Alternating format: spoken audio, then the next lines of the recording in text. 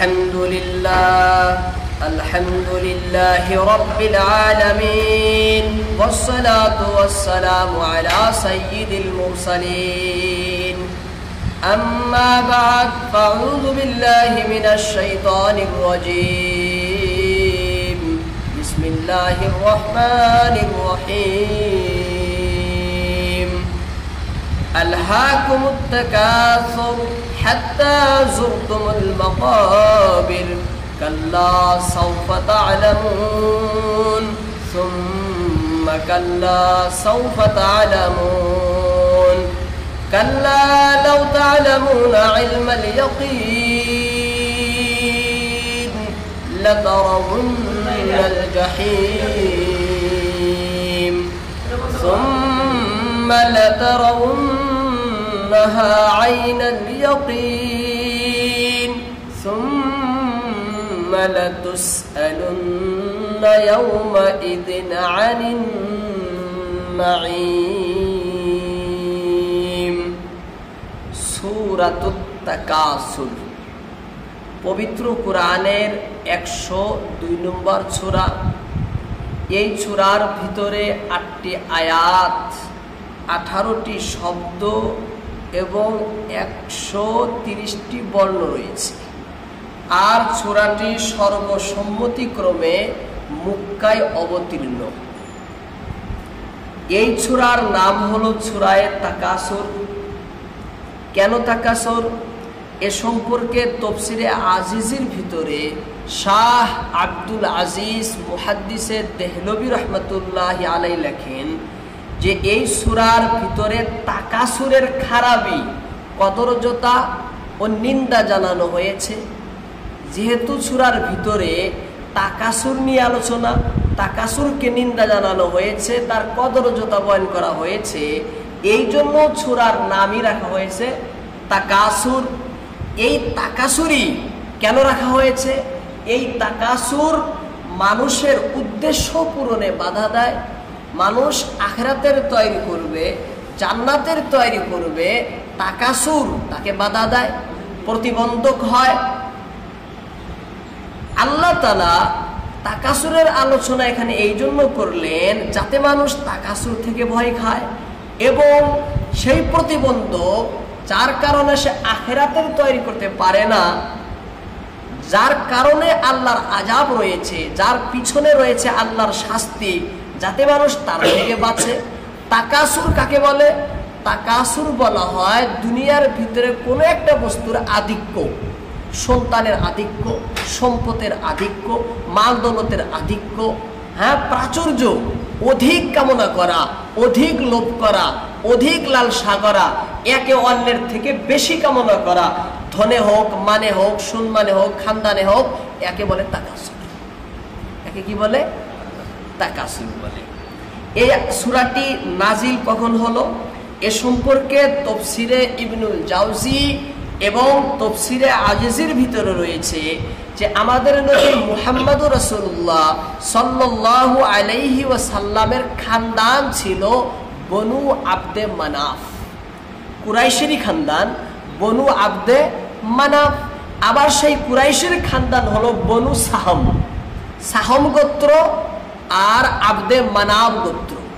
এই দুই গোত্রের মাঝে কোনো একদিন কোনো এক সময় আলোচনা হয়, বহর চালু হয়, কারা বেশি উন্নতি লাভ করেছে, কাদের বেশি মর্যাদা, কাদের মান বেশি, কাদের সম্পদ বেশি, কাদের শান শৌকত বেশি, কারা সন্তানে এবং খানদানে এবং সৈন্যে কারা বেশি বড়, কারা বেশি দামি, কারা বেশি উত্তম, এ নিয়ে তাদের মাঝে কি হয়?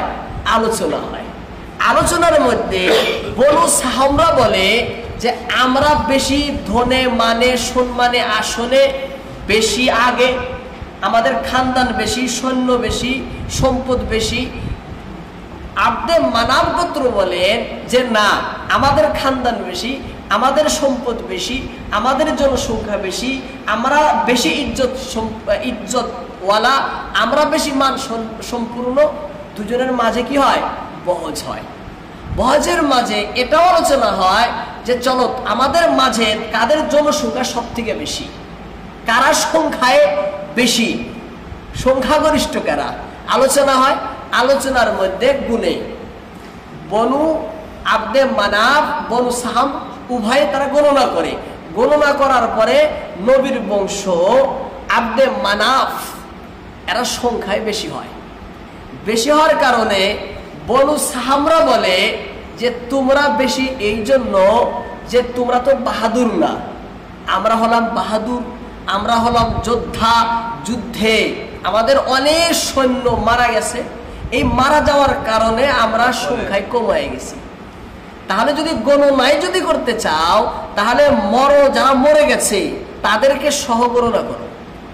চলো তাহলে কবরস্থানে, তাদেরকে নিয়ে গেল কবরস্থানে, কবরস্থানে যায় আয়রা তারা মৃতদেরকে জীবিতর সাথে মিলাইয়া গণনা করলো।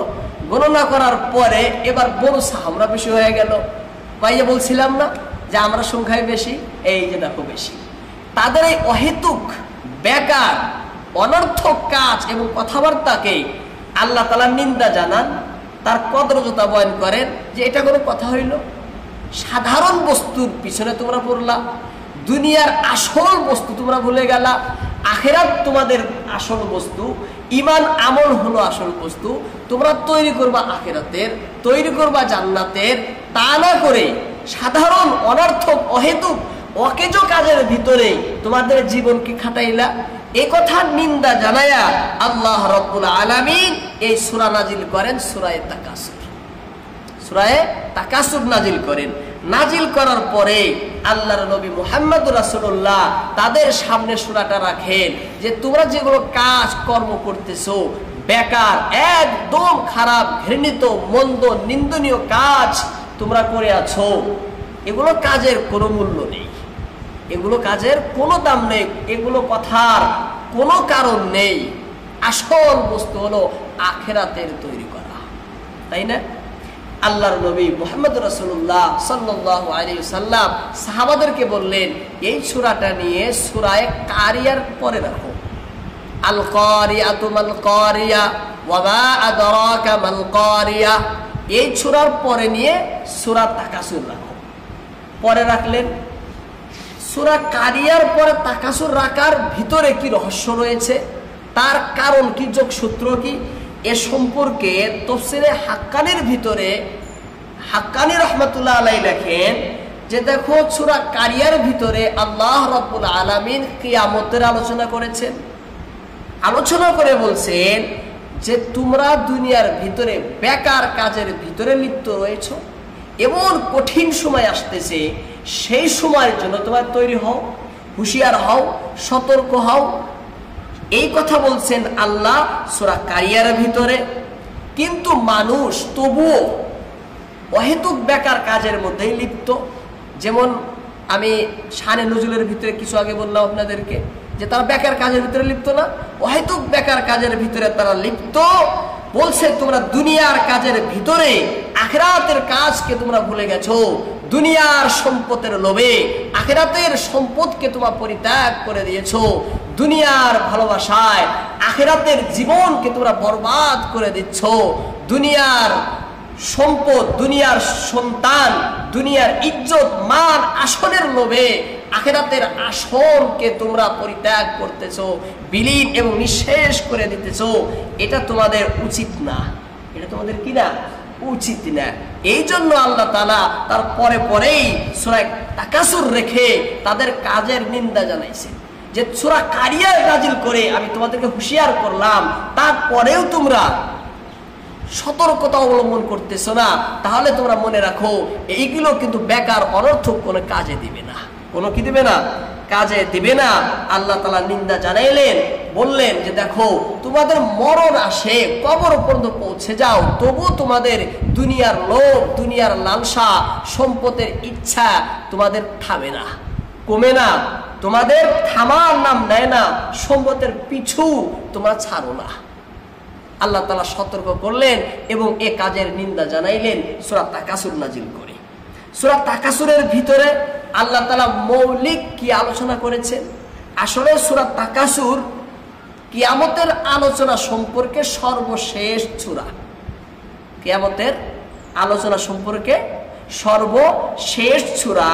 এই সূরার ভিতরে আল্লাহ তাআলা কবরের আযাবের কথা বলছেন এবং কিয়ামতে আমাদেরকে জিজ্ঞাসা করা হবে দুনিয়ার নিয়ামত সম্পর্কে। আল্লাহ যেই নিয়ামত আমাদেরকে দান করেছেন সে সমস্ত নিয়ামত সম্পর্কে কিয়ামতে জিজ্ঞাসা করবেন, এ সম্পর্কে সূরার ভিতরে বলছেন। 3 নম্বর আলোচনা করছেন যে তোমরা আখিরাত সম্পর্কে পরিপূর্ণ গাফেল হয়ে গেছো, আখিরাত সম্পর্কে তোমরা সম্পূর্ণ উদাসীন হয়ে গেছো, দুনিয়ার আসক্তে, দুনিয়ার মোহে, দুনিয়ার সম্পদের মজায় মজিয়ে গেছো। আসল কাজ কিন্তু তোমাদের এটা নয়। এই 3টা কথা আল্লাহ তাআলা সূরা তাকাসুরের মধ্যে বলছেন। আল্লাহ তাআলা বলেন আলহাকুমুত তাকাসুর, উদাসীন করে রাখে। আলহা মানে উদাসীন করে রাখে, আলহা মানে মোহাচ্ছন্ন করে রাখে, আলহা মানে গাফেল করে রাখে, আলহা মানে মজিয়ে রাখে। কি আলহাকুম, কুম মানে তোমাদেরকে, আত্তাকাসুর মানে একে অন্যের উপরের আধিক্যের বাসনা, একে অন্যের উপরে লোভ লালসা, একে অন্যের উপরে বড়ত্বের ভাব, একে অন্যের উপরে লোভ লালসার ভাব, লোভ লালসার কামনা। আত্তাকাসুর প্রাচুর্যের প্রতিযোগিতা, প্রাচুর্যের প্রতিযোগিতা, প্রাচুর্য, কে বেশি ধন মান সম্পদে বেশি লাভ করতে পারে তার প্রতিযোগিতা। তার কি প্রতিযোগিতা? এই প্রতিযোগিতা অর্থ তাকাসুর। আরেকটা হলো জগতের প্রাচুর্যের লোভ লালসা, প্রাচুর্যের যে বেশি বেশি ধন হোক, বেশি বেশি মাল হোক, বেশি বেশি ইজ্জত হোক, আমার আসন সব থেকে বেশি হোক, আমার মান বেশি হোক, ধন সম্পদে খানদানে মানে সর্বদিক দিয়াই যাতে আমি সকলের সেরা থাকি এবং খানদান সব দিকেই জানি উত্তম আমি থাকি। এই যে ভাষণা, এই যে কামনা, এই যে লোভ, এই যে লালসা, এই যে লিপ্সা, এই লিপ্সা কুম তোমাদেরকে আল্লাহ মজিয়ে রেখেছে, মত্ত করে রেখেছে, পাগল ও দিশেহারা করে রেখেছে, উদাসীন ও গাফেল করে রেখেছে, মহাচ্ছন্ন করে রেখেছে। আলহাকুমুত তাকাসুর অর্থাৎ আল্লাহ তাআলা বলেন, হে বিশ্বের মানুষ, তোমরা এত লোভী, তোমরা এত লিপ্সায় মগ্ন, একে অন্যের উপর আধিক্য লাভের বাসনায়, প্রাচুর্যের প্রতিযোগিতায় তোমরা অবিরাম এতই বিভোর যে শেষ বয়সেও এমন কামনা করো যে তোমাদের সন্তান সন্ততি, তোমাদের মান শান, তোমাদের ধন সম্পদ যেন সব থেকে বেশি হয়, সব থেকে শ্রেষ্ঠ হয়, সবার ঊর্ধ্বে যেন তুমি থাকো। এটাই তোমার কামনা, যাতে এসবের দ্বারা গোটা বিশ্বে তুমি রাজ করতে পারো, যাতে এসবের দ্বারা গোটা বিশ্বকে তোমার অধীনে আনতে পারো, যাতে সবের দ্বারা গোটা বিশ্বে তোমার নামের ডাঙ্কা বাজে। তোমরা অবিরাম পরিশ্রম করো জগতের যাবতীয় উপকরণ সঞ্চয় করার জন্য, যাতে তোমরা একে অপরের উপরে বরত্ব প্রকাশ করতে পারো, যাতে তোমরা দম্ভ অহংকার করে জগতে চলতে পারো, যাতে তোমরা জগতের ভিতরে সবাইকে দলিত মথিত করে, অপদস্থ অপমানিত করে, সবাইকে হ্যায় প্রতিপন্ন করে, নিজেকে মহা মনে করে মহানত্ব প্রকাশ করে জগতে চলতে পারো। এই যে তোমাদের বাসনা, এই যে তোমাদের কামনা, এই কামনা বাসনা তোমাদেরকে আখিরাত থেকে গাফেল করে রেখেছে, আখিরাত থেকে গাফেল করে রেখেছে, উদাসীন করে রেখেছে। আসল লক্ষ্য বস্তু ছিল যেটা, সে পথ থেকে তোমরা অন্য পথে চলে গেছো, সে পথ থেকে অন্য পথে চলে গেছো। লক্ষ্য পথ তোমাদের বিচ্যুত হয়েছে, লক্ষ্য পথ তোমাদের বিচ্যুত হয়েছে, ছেড়ে গেছো। আর এসব বস্তুই তোমাদেরকে গাফেল করে রেখে আল্লাহর মারিফত অর্জনে, আল্লাহর মারিফত অর্জনে এই সব বস্তুই তোমাকে গাফেল করে রেখেছে, উদাসীন করে রেখেছে, যার জন্য তুমি আল্লাহকে চিনতে পারো না, যার জন্য আল্লাহকে বুঝতে পারো না, আল্লাহর মারিফত তোমার কাছে নাই, আল্লাহর মহানত্ব, প্রভুত্ব, শ্রেষ্ঠত্ব তোমার কাছে নাই, আল্লাহর পরিচয় তোমার কাছে নাই, এই আধিক্যের বড়াই মহান আল্লাহর বৈশিষ্ট্য, ক্ষমতায় ও তার সৃষ্টি নৈপুণ্যে চিন্তা ও গবেষণা করা থেকে তোমাকে বিরত রাখছে। তুমি যে আল্লাহর বৈশিষ্ট্যে যে চিন্তা করবা, আল্লাহর এই সৃষ্টি নৈপুণ্যে যে গবেষণা করবা, আকাশ কত সুন্দর করে বানাইছেন, গোটা জগৎ কত বিচিত্রময় করে তিনি সৃষ্টি করেছেন, বিভিন্ন ফল ফসল এবং শস্য শ্যামল দিয়ে কত সুন্দরভাবে জগৎকে তিনি সাজাইছেন, এই সব বস্তু চিন্তা করবা, ভাববা, কল্পনা করবা, আর করে করে আল্লাহকে চিনবা, আল্লাহর মারিফত অর্জন করবা, আল্লাহর সাথে সম্পর্ক রাখবা। এসব থেকে একমাত্র তোমাকে গাফিল যদি করেছে, তাহলে সম্পদ, এই ধন, এই মান, এই আসন, এই খানদান, এই চিন্তা বাসনা, এই লিপ্সা, লাভ, লোভ আর এই লালসা তোমাদেরকে এই কাজ থেকে বিরত রাখছে, তাই না? কিন্তু আল্লাহর কাজ করতে, দ্বীনের কাজ করতে, নবীর পথে চলতে দুনিয়া যদি বাধা হয়, তাহলে এই দুনিয়ায় আপনাকে আখিরাত থেকে গাফিল করে দিল। গাফিল করে দিল না? এই দুনিয়ায় আপনাকে আল্লাহকে চিনার থেকে দূরে রাখলো। যদি মানুষ সত্যিকারেই আল্লাহকে চিনে, সত্যিকারেই আল্লাহর সাথে সম্পর্ক হয়, তাহলে গোটা জগতের সব কিছুকে, যাবতীয় সম্পদ, মান, ইজ্জতকে সে তুচ্ছ তাচ্ছিল্য মনে করবে না, সে সাধারণ মনে করবে। সে সমস্ত বস্তুকেই আল্লাহর সম্পদের সম্মুখে, আল্লাহর মারিফতের সম্মুখে, আল্লাহর পরিচয়, আল্লাহর সাথে সম্পর্কের সম্মুখে সমস্ত বস্তুকে সে হ্যাঁ প্রতিপন্ন করবে না, সে নাথিং, কিছুই না মনে করবে। কিন্তু এই সব বাধা দিছে কেন? সে এই সবের পিছনে অবিরাম মানে ছুটছে। আল্লাহ বলছেন, দেখো, এই সমস্ত বস্তুর পিছনে আল্লাহকে তোমরা ভুলে গেছো, আল্লাহকে চিনতে তোমরা ভুলে গেছো, আল্লাহর মারিফত অর্জন করা থেকে তোমরা দূরে রয়েছো, এবং আল্লাহর হক যে আদায় করবা তাও তোমরা পারছো না, বান্দার হক যে আদায় করবা তাও তোমরা পারছো না। আল্লাহর হক, বান্দার হক আদায় করার জন্য, আদায় করার পথে বাধা হয়ে দাঁড়াইতেছে এই দুনিয়ার সম্পদ, এই দুনিয়ার ইজ্জত, এই দুনিয়ার মান, এই দুনিয়ার খানদান, এই দুনিয়ার সন্তান, দুনিয়ার যাবতীয় কিছু সব আল্লাহর হক এবং বান্দার হক আদায় করার পথে বাধা হয়ে দাঁড়াইতেছে না? সব তো আল্লাহর পথে বাধা। আল্লাহ বলছেন, দেখো, যে আল্লাহ তোমাদেরকে নিয়ামত দিয়েছিল আল্লাহর হুকুম পালন করার জন্য, আল্লাহর কাজ করার জন্য, আর সেই সমস্ত নিয়ামত, সেই সমস্ত অবদান তোমরা আল্লাহর বিরুদ্ধেই ব্যবহার করো। যেগুলো দিয়েছিল আল্লাহ তাআলা আল্লাহর আনুগত্য করার জন্য, আল্লাহর সাধনা উপাসনা করার জন্য, আল্লাহর মারিফত অর্জনের জন্য, আখিরাতের তৈরির জন্য, আর সেই সম্পদ দিয়েই তোমরা আখিরাতকে বিক্রি করো, সেই সম্পদ দিয়েই আখিরাতকে বিলীন করে দাও, সেই সম্পদ দিয়েই আল্লাহর পথে, আল্লাহর কাজের বিরোধিতা করো, স্বয়ং আল্লাহর সাথেই বিরুদ্ধচারণ করো। করে না মানুষের জগতে?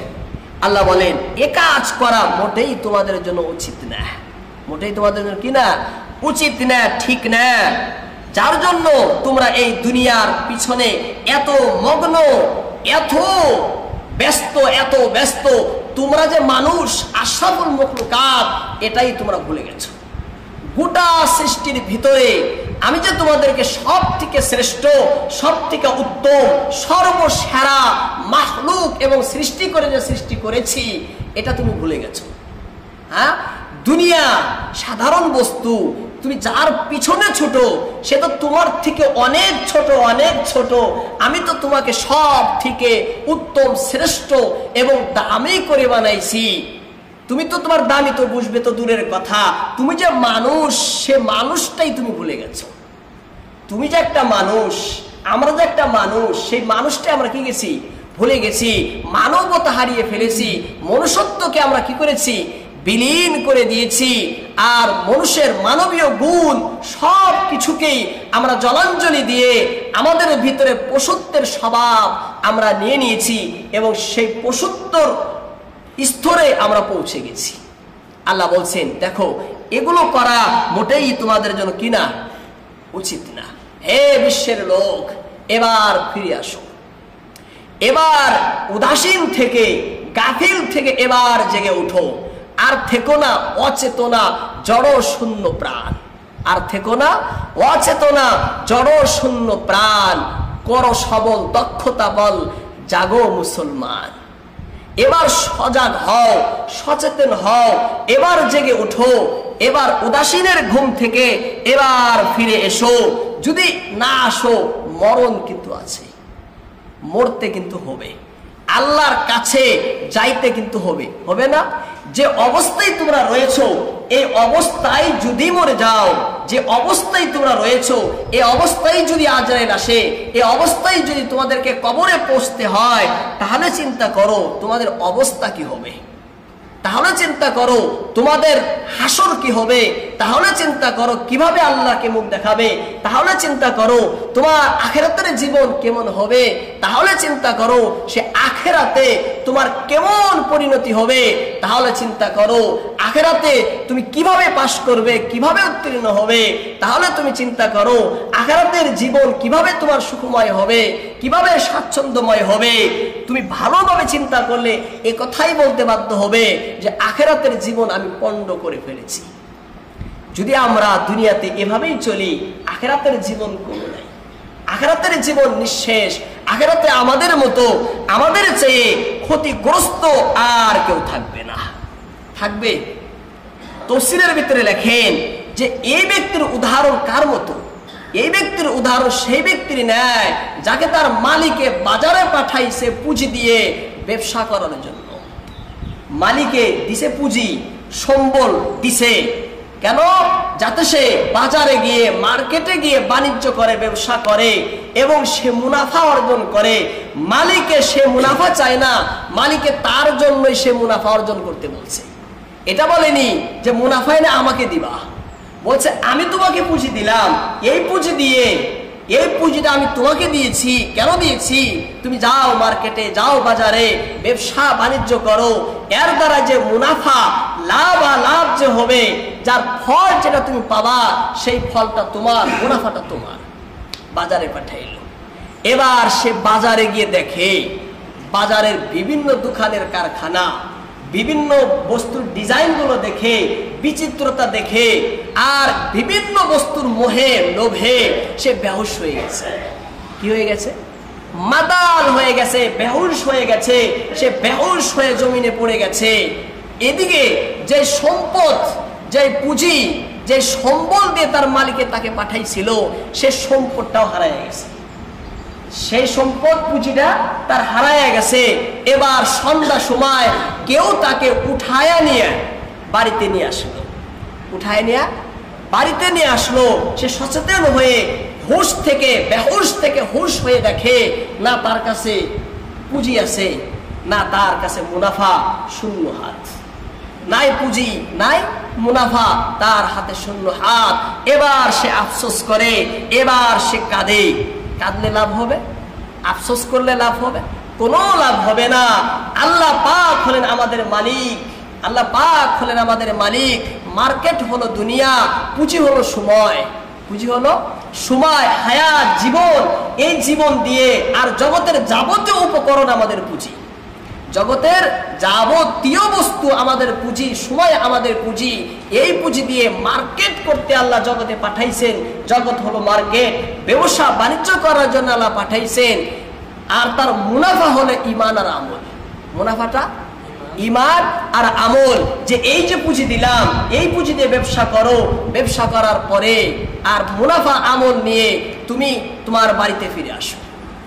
এবার আমরা জগতে এসে জগতের ভালোবাসায়, জগতের মায়ায়, জগতের মোহে, জগতের লোভ লালসায়, জগতের লিপ্সায় এত নিমগ্ন, এত বিভোর হয়ে যায়, এত আমরা পাগল পারা হয়ে যায় জগতের নেশায়, জগতের জন্য আমরা নিমগ্ন হয়ে যাই, যার জন্য বেহুশ হয়ে জগতে পড়ে থাকি।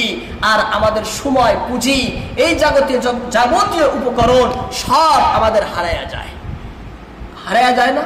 প্রত্যেকটা মিনিটে, প্রত্যেকটা সেকেন্ডে, প্রত্যেকটা পল, প্রত্যেকটা মুহূর্তে আমাদের সময় হারায় না? সময় সব কিছু হারিয়ে যায়।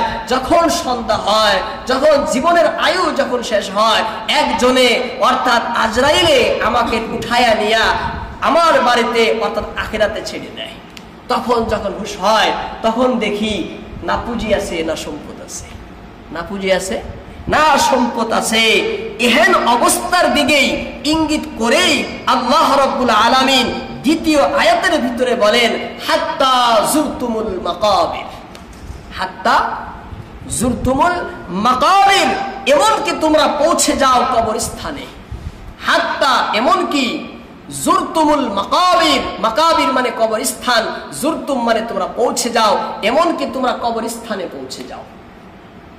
যতক্ষণ না পৌঁছো বা উপনীত হও কবরস্থানে, যে তোমাদের দুনিয়ার লোভ, দুনিয়ার লালসা কতদিন পর্যন্ত থাকে? যতদিন পর্যন্ত কবরে পৌঁছো না, মরণ পর্যন্ত দুনিয়ার লোভে, দুনিয়ার মায়ায়, দুনিয়ার লিপ্সায়, দুনিয়ার লালসায় তোমরা মত্ত এবং নিমগ্ন বিভোর হয়ে থাকো। আল্লাহ বলেন, তোমরা পার্থিব সম্পদ, অহেতুক কথা, বেকার কাজ করে এবং কাজে এত তদ্গত নিমগ্ন বিভোর হয়ে যাও যে তোমাদের মরণই চলে আসে, মরণই চলে আসে। আর তোমরা পৌঁছে যাও কবরস্থানে। কোথায় পৌঁছো? কবরস্থানে। এই কবরস্থানে পৌঁছার আগ পর্যন্ত তোমরা সচেতন হও না, জেগে উঠো না, উদাসীন থেকে সচেতন হও না, গাফিলতা থেকে তোমরা ফিরে আসো না। কে বলেন? আল্লাহ বলেন, হাত্তা জুরতুমুল মাকাবির, কিন্তু পার্থিব সম্পদ তোমাদের পিছু তোমরা ছাড়ো না, পার্থিব সম্পদের, এবং পরিত্যাগ করো না অনর্থক কথাবার্তা ও বেকার কাজকর্ম। কোন ধরনেরই সজাগতাই তোমরা সৃষ্টি করো না নিজের ভিতরে, এবং ধন, মাল, সন্তান, ইজ্জত এই সবের মোহেই তোমরা দুনিয়াকে, জীবনকে কাটাইয়া দাও, বিলীন করে দাও। আর কবরে এই অবস্থায় তোমরা ফিরো যে তোমার হাত একদম শূন্য, তোমার হাত একদম শূন্য, তুমি একদম বিফল, নিষ্ফল, বেকার এক ব্যবসায়ী। তোমার মতো বেকার ব্যবসায়ী আর কেউ নেই, তোমার মতো দুঃখময় ব্যবসায়ী আর কেউ নেই, তোমার মতো কাঙ্গাল বণিক আর কেউ নেই। হ্যাঁ, তোমার মতো বেকার বণিক আর জগতে কেউ নেই। যে এত লম্বা সময় তোমাকে দেওয়া হয়েছিল জগতের ভিতরে বাণিজ্য করার জন্য, কিন্তু তুমি তা না করে সব কিছু বিলীন করে দিয়েছো। কেন দিয়েছো? তুমি কি ভাবছাও যে মরবে না? তুমি কি ভাবছাও যে মরে গেলে কি হবে? প্রথমে তুমি যদি ভাবো যে মরবই না, তাহলে জগতে দেখো এমন কোনো দিন নাই, এমন কোন সময় নাই, এমন কোন 7টা মাস ও বছর নাই যেখানে মানুষ মরে না। সব সময় মরে না মানুষ? সব সময় মরে আছে। তাহলে মরণ তো নিশ্চিত। তুমি কি মনে করো যে মরলে কোনো কিছুই তোমার হবে না? মরলে কোনো কিছুই তোমার হবে না? তুমি কি মনে করো যে তোমার ধন সম্পদ, তোমার সন্তান স্বজন সব তোমার মৃত্যুর পরে কাজে আসবে? তুমি কি মনে করো যে এরাই তোমার মরার পরে তোমার নাম রোশন করবে? তুমি কি মনে করো যে এরাই তোমার নামে সারা বিশ্বে ডাঙ্কা বাজাবে? তুমি কি মনে করো যে এরাই তোমার কবরে কাজ দিবে? তুমি কি মনে করো এরাই তোমার কবরের সাথী হবে? তুমি কি মনে করো যে এই সম্পদ, এই ধন, এই খানদান, এই মাল, এই ইজ্জত, এই আসল, এই সবই আমার কবরে কাজ দিবে, আমার কবরে আমাকে সহায় করবে, আমার কবরে আমাকে আযাব থেকে বাঁচাবে? তুমি কি এটা মনে করো? আল্লাহ বলেন, কাল্লা, কখনো না। কাল্লা মানে কখনো না, কদাপিও না, কদাচিত না, কশিন কালেও না। কাল্লা, কাল্লা, কখনো না। সাউফা তা'লামুন, সাউফা অচিরেই, অতি শীঘ্রে, অতি শীঘ্রে, অতি সত্বর, তা'লামুন তোমরা জেনে যাবে। অতি অচিরেই তোমরা জানবে, অচিরেই তোমরা জেনে যাবে এবং অতি সত্বর তোমরা জানবে। আল্লাহ বললেন যে দেখো, তোমরা যা ধারণা করতেছো তোমাদের ধারণা সঠিক না। তোমরা যা কল্পনা করতেছো এই কল্পনা একদম মিছে এবং নিছক চরম মিথ্যে কল্পনা। তোমরা যা মনে করতেছো এই মনে করাটা কিন্তু ঠিক না, ধারণাটা কিন্তু সঠিক না। কারণ মরে দেখো, একবার তুমি মরে দেখো, মরে দেখলেই মরণের পরে সব কিছুই তুমি জেনে যাবে। তোমার কাছে সব কিছু পরিষ্কার হবে যে আমি যা কিছু ভেবেছিলাম সবই ধারণা ছিল, শুধু সবই মিথ্যে ছিল, শুধু কোনটাও সঠিক ছিল না, ঠিক ছিল না। মৃত্যুর পর তোমার ধারণা সম্পূর্ণ বিপরীতে যাবে, যাবে না?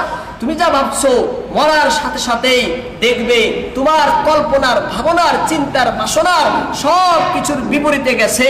তুমি সেখানে গিয়ে পরিষ্কারভাবে দেখতে পাবে যে তোমার পার্থিব কোনো সম্পত্তি তোমার কাজে আসবে না, তোমাকে কাজ দেবে না। তুমি যেই সেই সম্পদ নিয়ে, যেই দৌলত নিয়ে, যে ইজ্জত আসন নিয়ে গর্ব করতা, অহংকার করতা, গর্ব করতা, সেই সমস্ত বস্তু, সেই সম্পদ, সেই সন্তান, সেই আত্মীয় স্বজন, সেই মাল দৌলত, সেই আসন সিংহাসন, সেই ইজ্জত মান তোমার কবরে কোনো কিছুই তোমার কাজে দিচ্ছে না, যা দিয়ে তুমি গর্ব, আমিত্ব, অহমিকায় তুমি লিপ্ত হতা। কবরে গেলে সব পরিষ্কার হয়ে যাবে। কে বলছেন?